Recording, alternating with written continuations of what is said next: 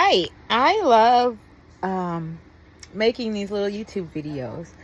I came on tonight to make this video. Hey Siri, make one of the lights 21%.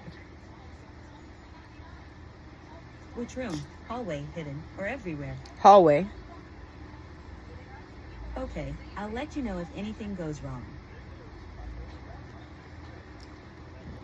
Give me a second. I'm trying to turn off my TV.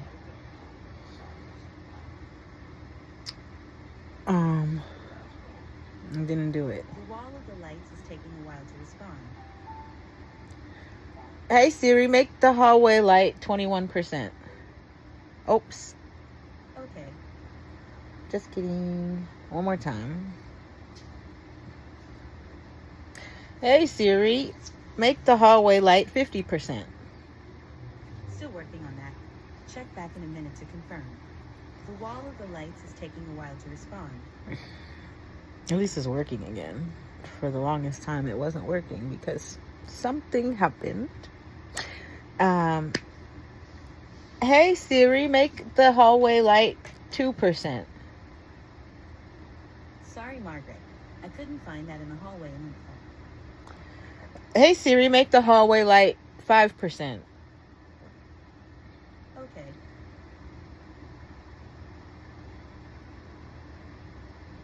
It's taking longer than expected. So anyway, let's get into it. I'm watching this lady The wall of the lights is taking a while to respond. called Closing the Gap. And in her videos, she actually read an email someone sent to her that has a portion of the gangstalkers handbook, their tactics or their manual or whatever. And it goes into detail, very good detail, pretty much about everything that I've described on my channel that I've been experiencing on a daily basis. I watched some other videos that mention ways of protecting yourself or at least documenting it, and those included writing down like the time and the place that these things happen, because they are designed to make you look insane. I don't even care to talk about that anymore. I came here to talk about, this is so common, right? So I didn't know I was hazed in high school. It took me until I was 41. I'm 41 right now and a half. And it took me until right now to realize that all the suspicious stuff that I thought, like, why didn't these girls, nobody could make it to my graduation? Why at the last minute do they want to? And I've always been able to, like, I don't know, make shit work. Where there's a will, there's a way. If I don't want something to work, I'm just going to go home and do something else. I don't know if I can say that I ever give up or have ever given up on anything. I feel like part of the reason I'm being harassed like this is because I do often get my way. And that may be why some people think that I'm annoying. I know that while I was growing up, I didn't have many boundaries. I often agreed to things that I didn't even want to do just to, like, do something. I also know that I did have bad ideas of my own that people would go along with. So as much as I do want to say all of this is just those girls, it's not. It does have a lot to do with me. But the psychology behind it, they have been playing with me since I was a little kid. Person most knowledgeable in that group was not a kid and was using the kids to, I don't know, why do I feel like this has links to human trafficking? So things I want to say. The manual that the lady describes and she reads portions of, and she talks about all the tactics and things that they are allowed to do. And when I say they are allowed, I mean places like companies, like your cell phone provider, the Apple Store, whoever has been recruited into part of this program. And as more and more people get recruited, it kind of makes it messier for them, because they're supposed to follow a certain rule book or set of guidelines, and the acts that they do are supposed to be they're not supposed to be able to be caught for them, right? So it's supposed to mimic everyday life, but somebody just having just the worst shitty luck. I have been able to like send out certified letters when I've known somebody has organized to do something. Like they flooded the bathroom in my apartment, and I have the whole thing, and that's one of the reasons I think they asked me to take my cameras from in front of my door, and they can't focus on anything else in the hallway, because I was able to send a certified letter documenting everything that happened up until my bathtub flooded, which included my upstairs neighbors like coming down to check and see if they could hear or see anything around just before midnight or whatever, and then right after midnight is when it starts filling up, and I think as it gets close to 6 a.m. it's overflowing. So they did that. I sent a letter. It was they tried to blame my washer machine, right? But part of the gang stalking thing is they want me to be dirty. So that was an orchestrated event that allowed them to come in, and before he even saw what was wrong, he had posted a notice on my door. When I say he, it's the on-site manager. Notice was posted on my door stating that my washer machine was the cause of it and it had to be removed or else I would get evicted.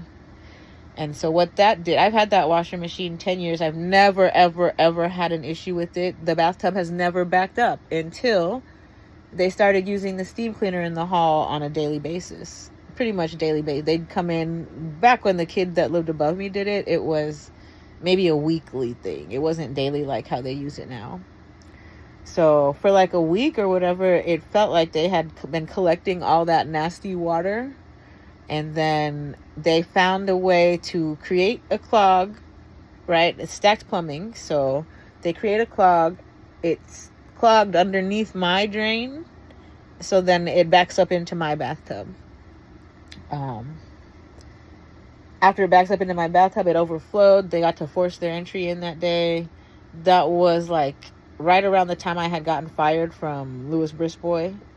So that was several coordinated attacks from different groups. The group of stalkers at my work, the people in the building. And I am so thankful for my cameras. My cameras caught the water. I had pictures getting screenshot texted to my phone as the water hit the top of the bathtub and started flowing over. So I was able to call. I called as soon as I noticed at like 6 a.m. James didn't come in here until 8 a.m. 2 hours the water is just doing whatever it wants to do. The plumber didn't stick the snake into the bathtub until noon. So for 12 entire hours from the time it started until the plumber got here, the bathtub had just been doing whatever it wanted. The reason I know it started at midnight is because when I woke up at 6 in the morning to a bunch of notifications on my phone. I looked and checked the notifications, said, oh shit, that looks like the water in my bathtub is at the top. So I go back and I watch the video, and I go back until the video's at midnight when the water first starts accumulating in the tub. What had happened maybe an hour or so just before that, they were steam cleaning in the hallway. And then they're coming up and down, checking out what's happening in the hallway. So I don't know if that's the reason those people moved out. If that letter that I sent it to the management company, I sent it to the on-site manager, and I sent it to the people in the apartment above me. There are legal ways to remedy this. I've worked for law firms for 22 years. I had hopes and dreams of becoming a forensic pathologist, and what I want to explain, that means that my brain enjoys reverse engineering things and finding out who did what, where, why, when, how. Which is the reason this stuff doesn't bother me, because it's like the biggest game of Clue I've ever played in my entire life. So as many fingers as I want to point, I can't point that many. And if I'm pointing one finger, the rest are pointing back at me, right? So I do have to own up to my part of this. And my part of this is just being annoying. But I'm forced to be annoying because I want to make people get away from me. And the only way I know how, instead of just telling people, stop, don't do that, because my whole life that has never worked, The only way I know how to make people go far away from me is like when I was getting ghosted. What did I do before I got ghosted? Texted people to death. Overload my YouTube with videos so that the people who think that they're watching every minute of my life, there's so much to watch. They're going to waste all of their time, and it's not going to have anything relative or pertinent to them. Basically, everything that I do that's annoying is like a gangstalker tactic. And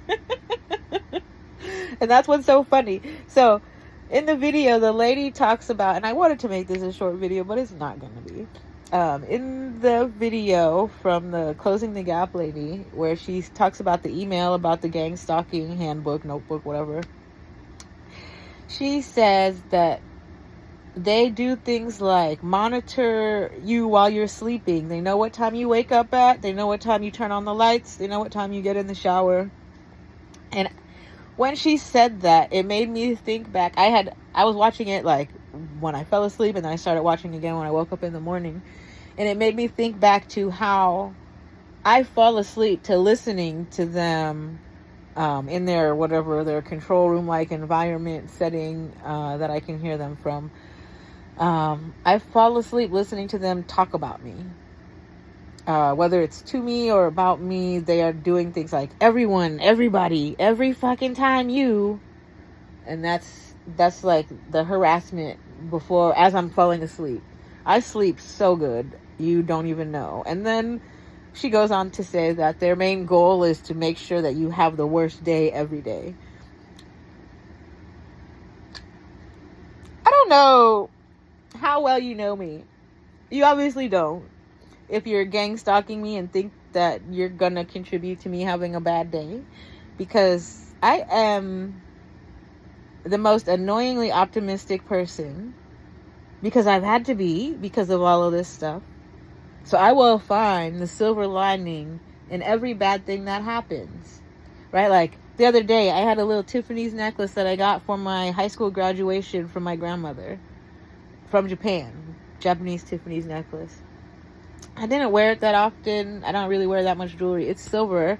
I didn't know what its value was. I thought it's like $100 or whatever. So the other day I was getting something out of my cat's stroller, and the necklace got stuck and it broke. And I think a lot of people might be upset about something like that happening, but in my perspective is, especially with everything that's been going on, is the necklace breaking, and this is like common, and I don't know, maybe this is superstition. It has something to do with like evil eye protection energy. My necklace, when it broke, that was something terrible that was going to happen to me, and my necklace absorbed it. It's happened to me before with diamonds. I had like one little tiny diamond, and there was a day when I lost it, and it's so small it doesn't bother me at all. The diamond I don't think was even worth more than $100. Maybe I just don't know how much that shit's worth. But when I lost it, the chain's so little, all I could think was, and this is just my perspective, and maybe that's why I'm blessed, that's why God provides for me. I was stressed out about it. I was worried. Not only did it have the little diamond, it had one of my roller skating pendant. It's a silver pendant. I don't really like gold. I prefer silver. So when I lost that, I was stressing out because not the diamond, not the gold, the pendant had more sentimental value to me because I got it when I had first gone to my very first roller derby event at the Coliseum in El Sereno, and I got that with a little candle, like all the memories attached back to that silver skate. Now when I think back to it and I'm looking at some of the stuff around my apartment and like all the memories attached to some of this shit, I could throw it away, right? That I got from somebody who I know has stalked me. I'm gonna throw that away. But it's the best part of the harassment that I've experienced over these decades now that I've come to realize is You guys have made it so I can get through anything. The whole time you're watching to see me break down, and the whole time I'm glowing up.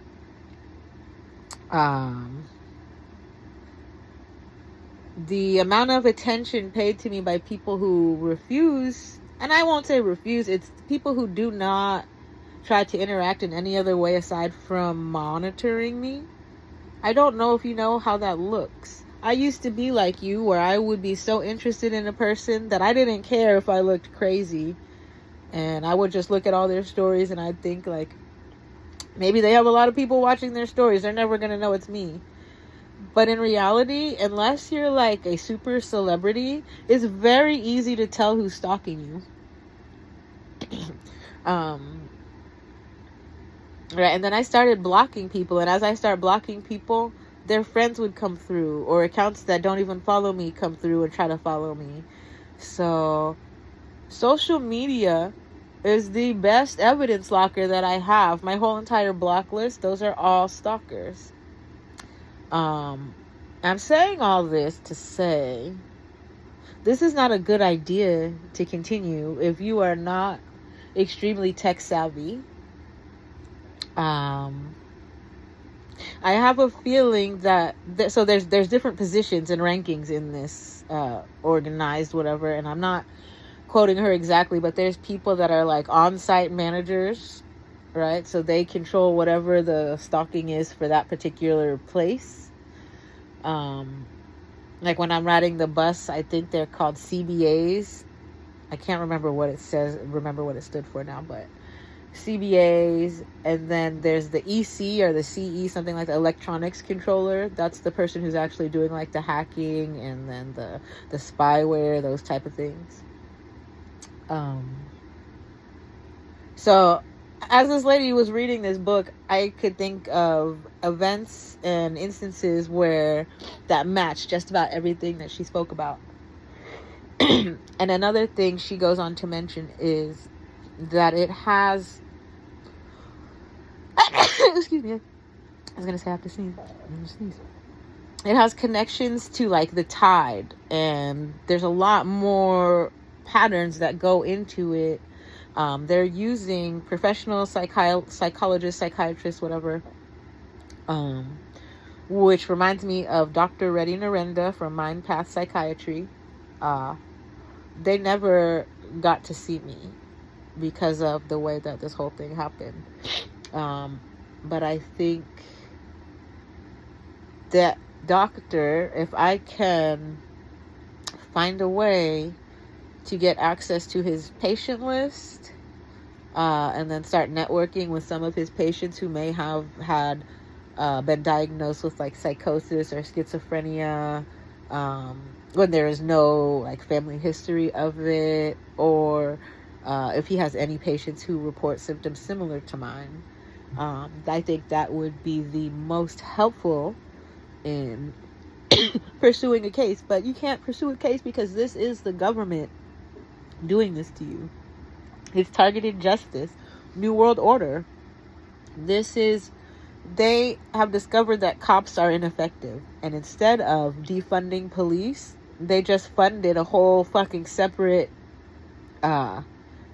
organization to handle criminals and perpetrators. But they are, and I can't say I'm not a criminal. I was a criminal when I was younger, so for me to deny being a criminal or having criminal ideas or criminal knowledge, I would be lying, and I'm not a liar. I can say I haven't had those ideas. I haven't had anything that has made me have to do any criminal acts because I've been able to get jobs. So one of the reasons I've always had good jobs, 22 years of good jobs. So one of the reasons that they started wrongfully terminating me from my places of work is the financial harassment. I live, and I'm not afraid to admit it, I live paycheck to paycheck. Tomorrow, I may not be able to pay for all of my shit. And then I'll be stressed out. But God has my back. Another thing is I think that they were testing me to see how crazy I really am. And I think that I heard them say She's one of the people who does not care if she dies. It's not that I want to die. It's not that I'm trying to die. I know we're all going to die. We are all going to die. And if I try to fight it, that makes my life shitty. If I go along with it, I'm going to have the ball of my fucking life all the way up until I die. So I will not live in fear. Fear is fun for me. I don't know if you've ever ridden a fixed gear bicycle in Los Angeles, but motherfucker, you picked the wrong one. What else? Fixed gear with no brakes. I have a brake on it right now because the last time I rode it, I think I did like a critical mass or some kind of community event. It's not me, it's the other people. When I'm out by myself, I fully trust myself so much that I'll ride with my cat. It's a little, she has to wear a helmet though, because I feel stupid wearing a helmet and then my cat's not wearing a helmet. And people who wear helmets, what does that say? If I didn't wear a helmet, that says I'm suicidal. I wear a helmet because if I crash my bike, it's highly likely I will. I want to survive that. So that's my proof that I am not what people want me to be. Gloves. I was thinking about it too the other day. I was watching guys on motorcycles at some event or whatever, somebody's Instagram page, and some of the guys didn't have gloves on. And I understand. I used to ride a scooter, 400cc scooter, and I always remembered my gloves because when you go out without gloves, you will remember to bring them the next time. On a day when you need them, you will remember. So if the weather is not perfect and beautiful, right, and wearing gloves saved my motherfucking life when I crashed my scooter on the freeway. I don't know if it saved my life, but my gloves have like carbon fiber knuckles and shit, and I slid on the concrete, and if I wasn't wearing gloves, that would have been my skin. So you could tell how crazy a person is just based on how they go about their life. I wear gloves and a helmet. That's safety gear. I'm not out here being reckless. And that's what I think the image that people want to portray of me is, that I'm reckless, that I had a bunch of sex. When I was having sex, almost always use condoms. There are a few people I didn't use condoms with, and it's either the situation, drugs or alcohol was involved, or they were people who I thought were going to be around in my life for a while. But whatever, I keep hearing the control room or whatever talk about all these people that I infected. If I've infected anyone, I'm expecting a call from the CDC. So I haven't gotten that. And the last time I got tested, I don't even trust the test results anymore, knowing now this has gone back 20 years, right? So that one test result that I got where I actually had to call somebody and say, hey, my doctor gave me some pills that you should take too, right? That's the date that I took to CJ's, her bridal party or whatever, her pre-wedding, I don't know what the fuck they call it, bridal shower, something. So I don't know if that shit is part of this, right? I had sex with him. He's part of this. Then I go get my test results. They give me back false positives on this so they can start portraying the narrative that I am a dirty bitch. Right? And then if that's the case, you would think that every test result that I've had after that, I've had at least 3 or 4 tests taken after that. So you would think, right? 2, I'll tell you my doctor's name, but you're going to go hack her shit. 2 of them from the same doctor, and it had to do with when I was getting my fibroid examined to make sure there's nothing going on in there. And then the last one after I had sex with Mighty Mobile. I can't even remember if we had sex without a condom, but I'm pretty sure we did. But there, I thought I was pregnant. There was a minute I thought I was pregnant, so I went through all of that. I actually owed that doctor some money too. So the people claiming that I owe money for medical stuff or whatever, I do, and I'll tell you exactly the reasons why I haven't paid some of those providers. MindPath sent me a $50 bill for over a year, 2 years, 3 years, for a visit I never got to attend because I was hacked out of it. I called to try to get the bill waived because I never actually got to talk to a doctor. they would not waive it. They just kept sending me the bill over and over again. The postage on the bill added up to as much as the bill by the time they stopped sending it. So that's one medical provider. Another medical provider, Dr. Ramazani. She's a dentist in downtown Los Angeles. She got to work on my teeth before they looked like this. On my Instagram, you can see the braces that I had. And when the bill that I owe her is like $400 something for a retainer that does not fit properly. The retainer did not fit, and I knew I could do a better job. And with $100 that I spent on Amazon, I was able to make a better suck down retainer. I bought the fucking vacuum machine and the dental supplies to do it, and I did a better job for less money, which is why I didn't pay her the $400. It was supposed to be an Invisalign retainer. It's like $700 for the one Invisalign retainer, and then the in-house one is $400, $400. Yeah, it did not even fit. It didn't stay in my mouth. So no, I'm not paying you $400 for that. Fix it. If you can give me a retainer that fits properly, how come I can make a better one myself? No, I'm not paying you for that.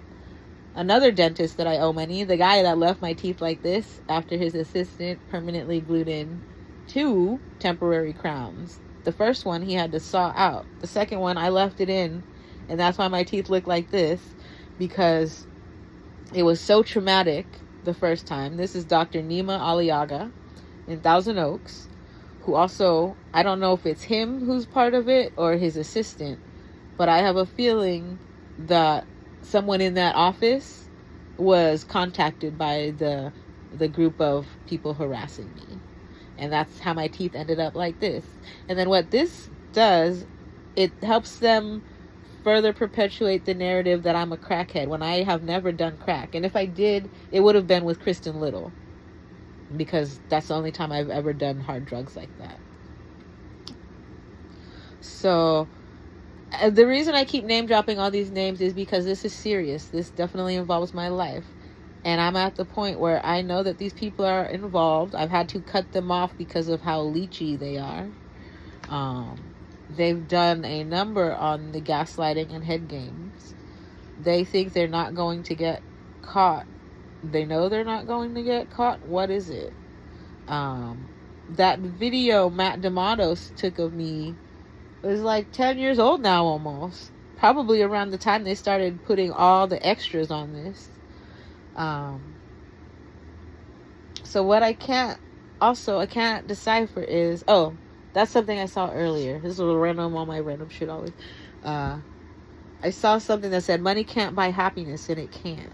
And you guys are trying to steal my happiness, and I just told you I live paycheck to paycheck. It's not money there.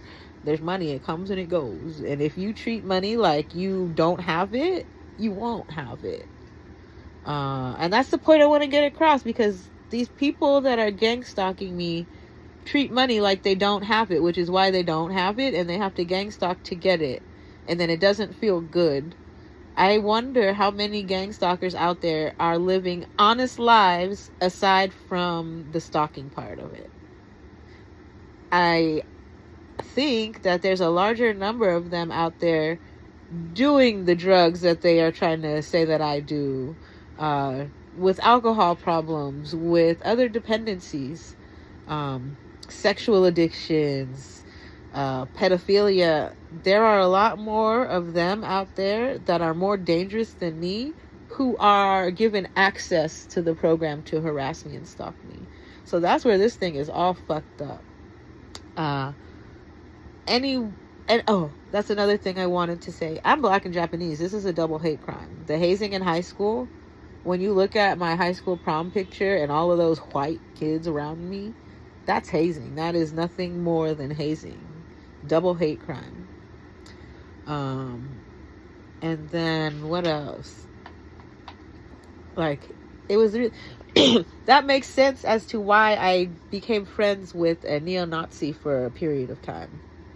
I don't know what his involvement in this is, but he was a really nice guy to me. We got along. We had great conversations. It didn't feel racist, and I don't know if he was trying to get out of his neo-Nazism, but he felt, hanging out with him and his energy was more pure than any of the gangstalkers I've been around. And that isn't that crazy. Like, he actually had, he has, like, I don't know if he had tattoos, I can't remember, but there was definitely a Nazi tone to, like, his family, all of his friends, and he wasn't. That's so strange to me. I think that there are a lot of people out here who get into that in high school because that's what they're, it's the same life that I had, but my life, I was a whore.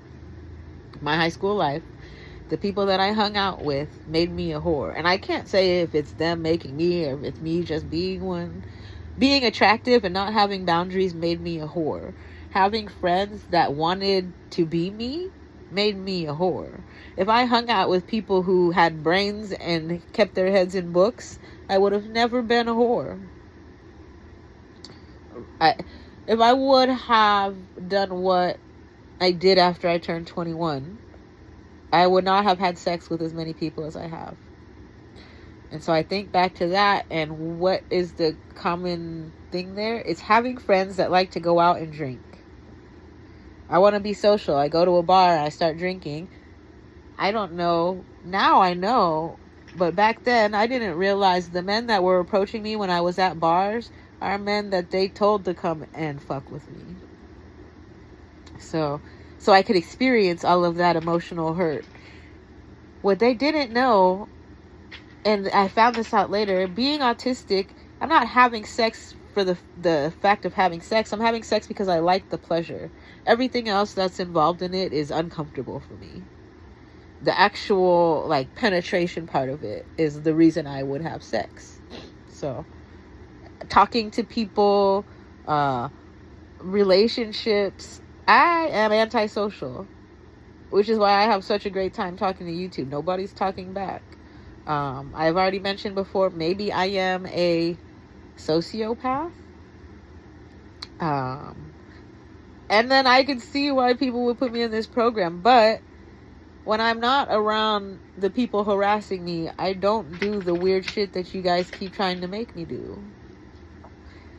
So that's where Mind Path comes in. And the reason I say Mind Path is because they were formerly known as community psychiatry. So if we just take away the name Mind Path and not think of them as a company and just think about the two words community psychiatry together, that is gang stalking. I would like more people on the internet to let me know if they've had experiences with Mind Path psychiatry, or even when the company was known as community psychiatry, who referred you, what company did you work for, and then were you able to actually make the call on your first visit, or did they just bill you for $50 for never being able to go? There's a lot of things that I want to get to the bottom of, and I think that there are other people out there, and I just need my videos to find them. So if you know of anyone who may be a targeted individual, there are some answers I need from them. I have never, I've sought mental health help. I've never been able to get it, because the next time I went to go to a therapist, UCLA set me up with a family counselor. I don't have any fucking family. I do, but it's not anything I want to counsel. So that's what they were trying to fix me, as if I'm the problem. And I don't care to mend those relationships, because those relationships cause problems in my life. And without those familial relationships, I'm fucking fine. And the only reason people would say that I'm mentally ill or crazy is because they've used gang stalkers to make that the narrative. So when my family, after cutting off my family and my friends, and people are watching my life blossom, and I don't have all these, I'm not mad. Oh, that's another thing I wanted to mention. My roller derby name, Mad Dog, was given to me by the girls I used to hang out with. So that further adds to the narrative that I'm an angry black woman. I have no anger. I have a yelling problem. I have, it's a tone of voice thing. But inside, I'm not angry. I am forcefully trying to express myself without using curse words. And then I don't know, this whole thing is just if you are watching this video and you are looking at it like, oh, that bitch is so fucking crazy still, after watching all the videos I posted before, those videos look crazy to me. And then I watch the videos as of late, I'm like, I'm fine now. So the more pins I put onto the proper places, the more people keep harassing me, right? The more group messages they add me to, the more times Kristen or Matt reach out to me to try to get their payment, right? When I think about these people, I asked Kristen, and I wish I could have this conversation with her on a live, because who's honest? So right now it's unfair because she doesn't have the chance to reply unless somebody sends her this video and she wants to come in the comments. So that's why I feel it's unfair. But at the same time, these are questions I want to ask in court. And if I don't ever get the opportunity to go to court, I got to ask them sooner or later. She had mentioned, I think I asked, what do you do? How have you been making money or getting along? Right? Because I had the suspicion back then that she was part of this and she was getting rewarded for it. She told me, and this was like 6 months ago, I think I cut her off finally, that she's still living off of money that she got from the pandemic. That pandemic check was not that much. And for someone who does not have a job, that would have been gone in like your first 2 months. So I think that somebody's lying somewhere. My first question, if I ever get the chance to go to court for all of these people, is, what do you do for a living? How do you pay your rent? Can we see your pay stubs? Maybe they're real. Maybe they really get paychecks from the government so they could produce that in court. That would be crazy. Some of these people get paychecks from Allied Universal Security. Maybe all of the gangstalkers are getting their paychecks from Allied. I don't know, but I would like to get to the bottom of it. And I will say, though, today, the least stalked I've been all day,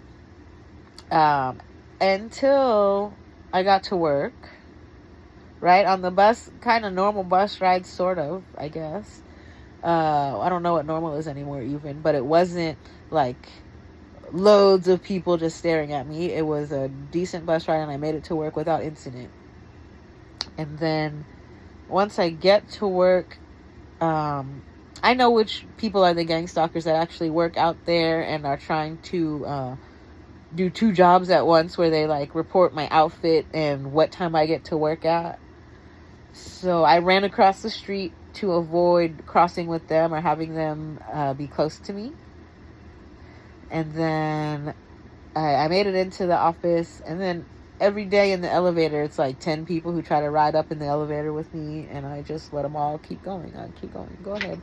I pretend like it's a pandemic and I don't want to ride with anybody. And then, what else? I get to work. I don't think anybody at work did the keywording like they had been. Today at work was a relatively simple day.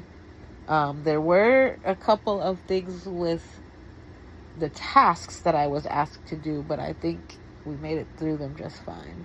Oh, one thing I do notice, when I'm assigned assignments and as I get close to completing them, if they want me to slow down or lag or not finish in a certain amount of time, they will send somebody to come and waste my time so that it prevents me from finishing what I've been assigned.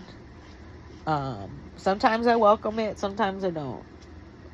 It's whatever. What else? Just every day, it's a new thing. It's a new way that they play with me. And then the video from Closing the Gap with the email that she got about all of their tactics. It's like a whole chapter from their book. That just like sealed the deal on all of the stuff I've suspected is related to gang stalking. I now know that it is. The things that they have to do to like your vehicle. She talked about all kinds of stuff. The reason I have a leased brand new car is because I knew this type of shit was going to happen. I can't say I know, but I had an intuition.